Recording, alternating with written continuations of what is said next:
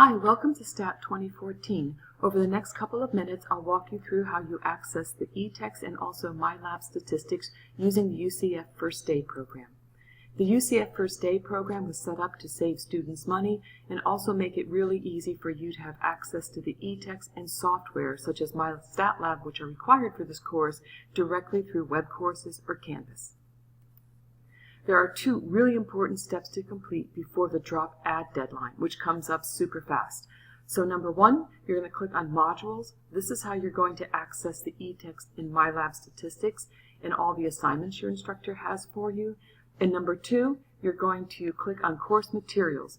This is how you're going to opt in and actually purchase access for the full semester by clicking the Opt-in button. The book that's used for this course is Elementary Statistics, Picturing the World by Larson, and the e-text is included inside web courses. In step number one, the first thing you're going to do is click on Modules after you sign into web courses, and then you're going to have access to MyLab statistics off to the right, and it will look something similar to this depending on how your instructor has set it up. But this is how you'll access MyLab statistics assignments, the e-text, and anything else the instructor has for you in MyLab statistics. The first time that you click on the MyLab statistics, the Pearson MyLab statistics links, you're going to have to agree to the terms of use. Afterwards, every time you need to go into MyLab statistics or the e-text, you'll simply go to Modules and then look to the right and you'll find the appropriate links. Step number two, look for the Course Materials button. The Course Materials button will, after you click on it, will present a page that looks something like this, and this is where you can opt in. Make sure you do it before the drop add deadline, and for summer A, C, and D, the drop add deadline is May 22nd. So it's important that you opt in. By opting in, the discounted charge of $69.99 will go directly to your student account, and this will ensure that you have access to the e-text and MyLab statistics for the rest of the semester. The opt-in price has been negotiated by the UCF and the bookstore, so rest assured that you're really paying the lowest possible price.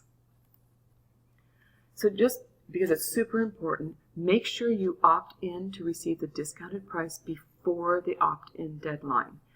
After you opt in, this button will change and it'll say it looks slightly different, and then you'll receive an email sent directly to your Knight's email address, and this is sort of your receipt, so hang on to that. Then after you opt in, you're going to have access to the e-text and MyLab statistics for the rest of the semester. If you don't opt in, or you miss the opt-in deadline, after the drop add period, you will lose access to the e-text and MyLab statistics. It will go away eventually, right after the drop add period. So in order to regain access, if you did not opt in, or if you opted out, you're going to have to go directly to the bookstore or to the bookstore website to purchase access at the higher national price, which can be $20 to $30 more. So please opt in before the deadline. If you miss the deadline and then you do go through the bookstore, please note it can take 24 to 48 hours to reactivate your MyStatLab account. So remember, after you opt in, you'll always have access to the modules, or access to MyLab statistics and the e-text to the modules. And if you need any help, so if you didn't get the email or you have any questions about the UCF First Day program, contact Barnes & Noble and the UCF bookstore through any of these links or this phone number. If you need help with Pearson, with MyStatLab or the e-text or any of the MyLab products, we have special UCF office hours for summer A and C and D on May 17th through the 19th. You can connect with one of us through Zoom.